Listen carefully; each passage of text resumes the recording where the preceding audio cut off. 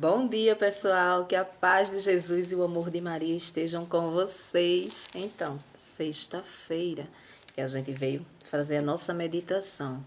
Vamos ver o que Jesus trouxe para a nossa vida hoje, né? Vamos ver o que ele quer que a gente escreva nessa folhinha em branco que ele nos dá todos os dias quando a gente acorda, né? Quando a gente amanhece o dia. E a gente sente que está vivo. É mais uma chance que ele nos dá, né? Para a gente fazer diferente. Aquilo que a gente fez errado ontem, a gente tem a chance de consertar hoje, né? E a gente meditando a palavra de Deus, a gente vai seguir o caminho que ele escolheu para nós, não é assim? Então a gente vai ver agora. Então, hoje a palavra de Deus está no livro de Marcos. Continuamos no livro de Marcos. No capítulo 3, no versículo do 13 ao 19. A formação do novo povo de Deus. Jesus subiu ao monte e chamou os que desejava escolher. Jesus subiu ao monte e chamou os que desejava escolher, e foram até ele. Então Jesus constituiu o grupo dos 12 para que estivesse com ele e para enviá-los a pregar, com autoridade para expulsar os demônios. Constituiu assim os 12: Simão, a quem deu o nome de Pedro, Tiago e João, filhos de Zebedeu, aos quais deu o nome de Boanerges, que quer dizer filhos do trovão, André, Filipe, Bartolomeu, Mateus, Tomé, Tiago, filho de Alfeu, Tadeu, Simão, o cananeu, e Judas Iscariote, aquele que depois o traiu. Palavra da salvação. Glória a vós, Senhor. Então, esse evangelho de hoje, ele nos traz uma catequese, que é um ensinamento em primeiro lugar, né? A gente vê aqui que Jesus escolheu 12 discípulos. Desejou que esses 12 fossem escolhidos, diferentemente de todos os outros, de todas as outras pessoas que seguiam ele. A gente percebe que Jesus escolheu 12, foi escolhido, sabe? Aquela coisa que quando a gente aponta o dedo, a gente diz você, você, você, você, você, você e você. Eles foram escolhidos por Jesus. Diferente daquelas multidões que andavam com ele. Mas a gente vai entender aqui que os 12 foram escolhidos para saírem pregando a palavra de Deus. Em primeiro lugar, se converter. Segundo lugar, sair pregando a palavra de Deus. Sair curando as pessoas também, né? E aqui a gente vamos tirar logo um ensinamento aqui, né? Porque a nossa Igreja Católica, ela tem os padres, que são diferenciados. Os padres, eles não casam. Ah, mas por que os padres não casam? Não é assim? Então, a Igreja Católica, ela segue à risca o que acontecia ali, o que Jesus Cristo queria. Então, é como se os padres, é como se os discípulos ali, aqueles 12 escolhidos, representassem os nossos padres, vamos se dizer assim, né? Pessoas escolhidas, pessoas que desejou se doar unicamente para viver ao lado de Jesus, cuidando das coisas de Jesus, assim como os discípulos. Aí vocês podem perguntar, mas os discípulos tinham família, né? Os discípulos, Pedro, por exemplo, né, que a gente tem como sucessor de Pedro, nosso Papa, que não pode casar, os padres também não podem casar, mas isso aí é uma coisa que a igreja impôs a eles. Não é uma coisa que Deus pediu que fosse feito. Por quê? Porque quando um homem ele resolve casar, ele vai constituir família, e família dá trabalho. Você precisa ser um pai presente, você precisa ser um pai responsável para que você possa conduzir a sua família. Um padre, para ele conduzir uma paróquia, os seus fiéis, ele não poderia ter família, ter filhos. Por quê?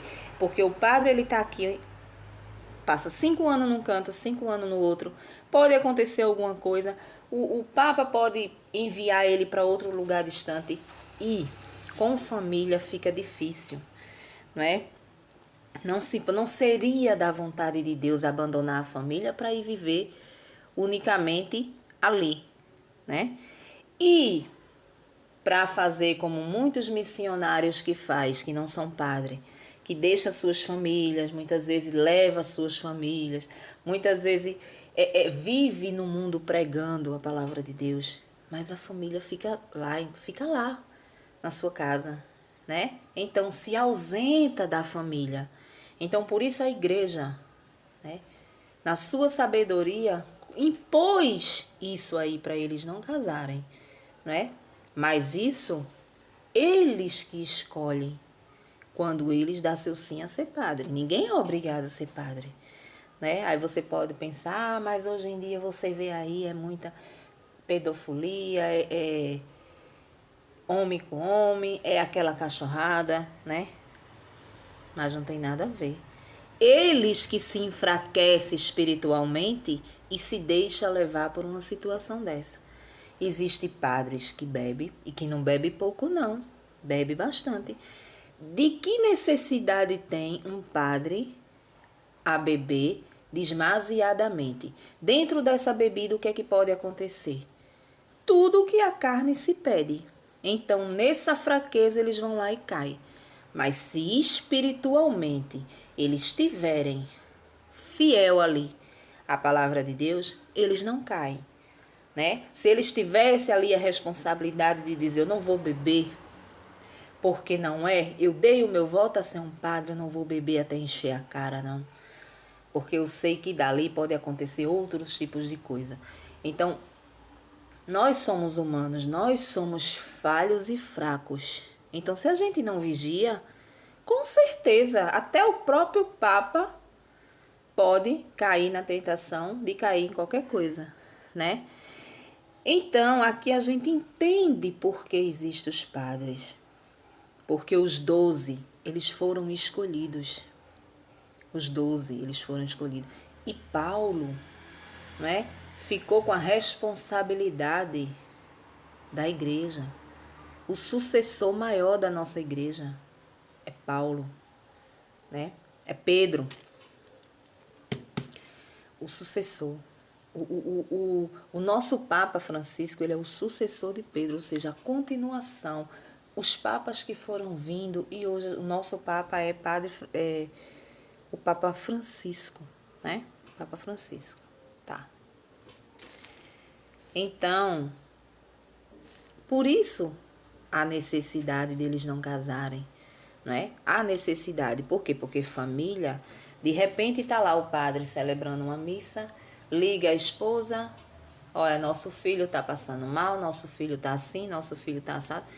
Não daria certo, ele não poderia abandonar as coisas de Deus ali. Então é melhor que seja dessa forma. E aí a gente tira esse ensinamento de hoje. Mas aí ele só não chamou os 12, ele chamou os 12 para que ali eles fossem evangelizar, né? Tirou Pedro do lado, para Pedro ser o chefe da igreja, né? E a gente percebe que Jesus, em outras passagens, ele também nos convida a gente evangelizar, a gente sair evangelizando, falando da sua palavra, a gente também ser discípulos dele, mas não tão rigoroso quanto os 12 que andavam com ele. A gente precisa entender isso, né? Os 12 discípulos dele eram diferentes. Ele escolheu a dedo para isso. Inclusive Pedro, que estava ali e que foi escolhido a pegar as chaves, né? O que ligares na terra será ligado no céu. O que desligares na terra será desligado no céu. O que Pedro dissesse na terra que era, o céu confirmaria. O que Pedro disser que não é, o céu não confirma. Entendeu? Então, essa parte a gente entendeu. Aí a gente leva para a nossa vida, a gente traz para a nossa vida isso aqui. Jesus, ele também nos convida a sermos discípulos dele, né? Não da forma como os nossos padres, os nossos bispos, não é? Que há uma coisa rigorosa a mais, um compromisso a mais, como os 12 daqui. Mas ele nos convida a sermos discípulos também, a caminharmos com ele, a falar dele, a falar da palavra dele, né? A levar as pessoas para ele, né? Ele também nos convida. Tem várias passagens aqui na palavra de Deus, aonde ele faz esse convite para mim e esse convite para você, né? Ah, mas eu não sei pregar. Eu não sei, não tem importância. Ninguém nasce sabendo de nada, não é? A gente prega a palavra de Deus porque a gente pede o auxílio do Espírito Santo para saber de alguma coisa, porque senão a gente não sabe de nada. A gente abre a palavra, a gente lê, a gente vê aqui como uma historinha. Você lê essa passagem, você vê como uma historinha. É uma historinha de Jesus que aconteceu. Jesus convidou a apresentação, vamos dizer, do nome dos discípulos. Pronto, Jesus convidou os 12 e aqui está o nome deles. Não é? Mas a gente percebe que Jesus chamou eles e enviou eles. A mesma coisa Jesus faz conosco, só que com uma diferença, né? A quem muito é dado, muito será cobrado. A eles foram dado, aos 12 foram dado uma responsabilidade grande. A Pedro, uma maior ainda, que é ser chefe da igreja. E a nós, ele dá também a autoridade de sairmos falando da palavra de Deus. Se você não entende a palavra de Deus, mas você tem algo de bom para falar, seja um milagre, seja algo que ele fez na tua vida, né? Que você teve como um milagre. Uma coisa que você viu de impossível, que não acontecia, mas ele colocou a mão depois que você começou a clamar e a pedir. Isso é testemunho, né? Isso é você ser um discípulo dele. Sair, não ter vergonha de falar o que ele fez. Você não precisa ir diante de uma assembleia com milhares de pessoas. Você não precisa ir à frente de uma igreja se você não tem intimidade com essas coisas, de estar à frente de multidões. Você não precisa. Você dá o seu testemunho a um vizinho, você conversando na calçada. Você pode dar o seu testemunho a um amigo, as pessoas que convivem com você dentro da sua casa, né? Aquela pessoa que você vai visitar, aquela família distante que você visita. Você pode dizer, mas eu tenho um milagre para te contar. Jesus fez isso na minha vida. Muitas vezes as pessoas que estão escutando esse milagre também estão precisando de um milagre. E aí, muitos, por causa do orgulho, podem até não dizer, eu quero conhecer esse Senhor. Não, mas quando você sair dali, essa pessoa vai dizer, nossa, eu vou seguir aquilo ali. Eu vou à igreja, eu vou me entregar mais às coisas de Deus, porque eu preciso desse milagre e eu quero ter como fulano teve, né? Então, cada um tem uma reação diferente, né? O importante é a gente falar. Não precisa ter um português bonito, não precisa você ser uma pessoa, um teólogo, né? Um estudioso da palavra de Deus. Não, só precisa você pedir ao Espírito Santo e pronto, né? Pedir ao Espírito Santo. E hoje em dia que você tem que se aliar a ele, sim, né? A gente não deve seguir homens. A gente não deve seguir homens aquilo que eles falam. A gente não sabe como está a alma daquela pessoa. A gente não sabe se aquela pessoa está envolvida ali com as coisas do Espírito Santo, se aquela pessoa está pregando ali em cima da verdade. Então, a única verdade que existe é o Espírito Santo. E os 12 discípulos de Jesus viviam com ele, porque Jesus estava presente e Jesus era o próprio Espírito Santo, né? A gente sabe que quando Jesus, antes dele partir, ele deixou o Espírito Santo para com os discípulos, né? E para conosco. Deixou com eles para que eles seguissem, para que eles curassem, em nome do Pai, do Filho e do Espírito Santo. Então, o Espírito Santo vivo vivia ao lado deles, que era Jesus. Entendeu? Então, eles não vacilavam. Eles pensavam em vacilar, mas eles sabiam que estava ali do lado de Jesus. Ah, mas Pedro pecou. Sei quem mais pecou. Judas pecou. Todos pecadores. Todos pecadores. Mas, naquele segmento ali, eles sempre voltavam ao lugar certo. Eles caíam, mas eles levantavam. Pedro o traiu quando não desconheceu ele, né? Mas Pedro se arrependeu amargamente e ele foi perdoado. Então é assim. Conosco é a mesma coisa. A gente pode aprontar, pode fazer errado, mas a gente pode regredir. Pode voltar atrás a partir do perdão, do arrependimento de coração, e a gente é perdoado, porque ele sabe que nós somos pecadores, né? Então hoje eu levo para minha meditação o desejo, a vontade de falar de Jesus para as pessoas, começando com as pessoas que eu amo, com as pessoas que convivem comigo, a minha família, né, os meus vizinhos. Eu estou num ponto de ônibus conversando, se entra algum assunto relacionado a isso, a uma doença, eu tenho essa autoridade de entrar e falar: nossa, entregue isso na mão do Senhor, entregue isso na mão de Deus. Por quê? Porque Ele é aquele que tudo faz. Ele fez isso na minha vida. E você vai contando. Você não precisa abrir a palavra de Deus e falar e entender o que está aqui. Para falarmos de Jesus, a gente tem muita coisa. Se você for olhar a sua vida do começo até agora, você vai ver que você teve Jesus em todos os momentos. E isso comprova que você está vivo. Você está firme, né? Então, hoje a gente leva isso para a vida, né? A gente tira aquela catequese de que os discípulos foram especialmente escolhidos a dedo.